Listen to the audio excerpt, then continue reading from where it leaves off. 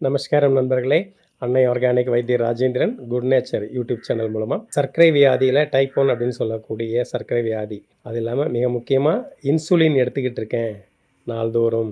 So insulin எடுக்கிறதுலேருந்து கொஞ்சம் வெளியில் வரணும், இல்லை இன்சுலினுடைய அளவு வேகமாக குறைக்கணும், சர்க்கரை வியாதியிலேருந்து முற்றிலும் வெளியில் வந்துடணும், ரிவர்சல் டயபெட்டிஸ் அப்படின்னு எதிர்பார்க்குற அன்பர்களுக்கான பதிவு இதுங்க. நீங்கள் காலையில் என்ன செய்யலாம் எழுந்திரிச்ச உடனே, நான் ஏற்கனவே பல பதிவுகளை சொல்லியிருக்கேன். நீங்கள் உங்களுடைய பல் விளக்காமல் கண்டிப்பாக பல் விளக்கக்கூடாது. ப்ரஷ்ஷிங் பண்ணாமல் முதல்ல 2 கிளாஸ் நல்லா தண்ணி, வெது வெதுப்பான சுடு தண்ணி குடிச்சிருங்க நாள்தோறும். அதுவும் இந்தியன் டாய்லெட்டில் உட்காந்து குடிக்கிற மாதிரி, உட்காந்துட்டு இருக்க மாதிரி குடிக்கணும். அந்த போஸ்டரில் உட்காந்து நீங்கள் குடிக்கணும்.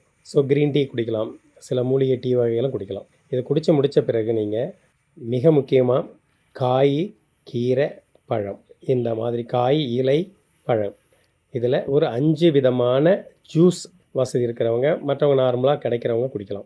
இந்த ஒவ்வொன்றும் 100 மில்லி தான் இருக்கணும். இப்போ இதில் என்னென்ன இருக்கலாம்னா, வெண்பூசணி ஜூஸ் குடிக்கலாம், சுரக்காய் ஜூஸ் குடிக்கலாம், வாழைத்தண்டு ஜூஸ் குடிக்கலாம், மல்லி இலை ஜூஸ் குடிக்கலாம், கருவேப்பிலை, புதினா, மல்லி 3 கலந்து ஜூஸ் குடிக்கலாம். எல்லாத்த விட மிக முக்கியமாக மா இலை, கொய்யா இலை, மாதுளை இலை, இந்த 3 இலையும் கலந்து ஜூஸ் போட்டு குடிக்கலாம். பழ ஜூஸ் அப்படின்னா நீங்கள் கண்டிப்பாக மாதுளம் பழ ஜூஸ் எடுத்துக்கலாம், பப்பாளி பழம் சாப்பிடலாம். அதெல்லாம் பிறகு இந்த ஜூஸ் வெரைட்டிஸ் மட்டும் குறைஞ்சது ஒரு 100 மில்லி 5 ஜூஸ் குடிக்கலாங்க. இந்த 5 ஜூஸ் நீங்கள் குடித்த பிறகு கிட்டத்தட்ட 500 மில்லி வந்துடும், ப்ளஸ் மைனஸ். ஸோ குடிச்சிருங்க. குடிச்சிட்ட பிறகு உங்கள் எடையிலேருந்து, உங்களுடைய உடல் எடையிலேருந்து 10% கணக்கு போட்டு பாருங்கள். அதாவது நீங்கள் ஒரு 80 கிலோ இருக்கிறீங்கன்னா 800 கிராம், 70 கிலோ இருக்கிறீங்கன்னா 700 கிராம் பழங்கள் சாப்பிடுங்க. இது காலை உணவாக இருக்கட்டும். மதியத்தில் அதே மாதிரி தான் நீங்கள் சாலட்ஸ் சாப்பிட்லாம். நிறைய சாலட்ஸ் எடுத்துக்கோங்க. அதில் கொஞ்சம் கீரைகளும் சேர்த்துக்கங்க. கீரையை பொறுத்தவரையில் வெந்தயக்கீரை, முருங்கைக்கீரை 2யும் நீங்கள் வேக வச்சு வெந்தயக்கீரையில் துவையலோ எந்த மாதிரி நீங்கள் செய்ய முடியுமோ அந்த மாதிரி செய்துக்கோங்க. அதே மாதிரி முருங்கைக்கீரையும் செஞ்சுக்கோங்க. சுண்டைக்காய் ஒரு 50 கிராம் சுண்டைக்காயை நீங்கள் பொரியல் செய்துக்கோங்க. இந்த வெந்தயக்கீரை, முருங்கைக்கீரை, 50 கிராம் சுண்டைக்கீரை, இதை சாப்பிடுங்க. நல்லா மென்று ரசித்து ருசித்து உமிழ்நீரோடு சாப்பிடுங்க. அதுக்கு பிறகு சாலட் எடுத்துக்கோங்க. கண்டிப்பாக ஒரு 400 கிராம் சாலட் எடுத்துக்கோங்க.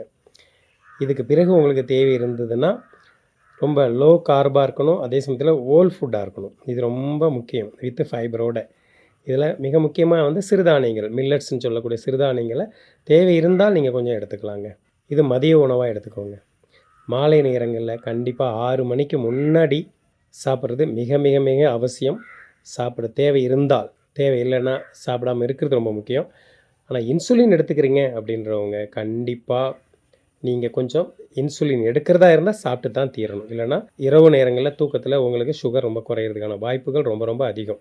முடிஞ்ச வரையிலும் இல்லைன்னா இன்சுலினை மிக மிக அதிகமாக குறைக்கிறதுக்காக முயற்சி பண்ணணும். அது நீங்கள் ஒவ்வொரு நாளும் உங்களுடைய அனுபவத்தில் நீங்களே பார்த்துக்கலாம். இல்லை நல்ல அனுபவம் உள்ள வைத்தியரை பார்த்து அவர்கிட்ட ஆலோசனை கேட்டு நீங்கள் இந்த மாதிரி உணவை நாள்தோறும் பயன்படுத்திட்டு வாங்க.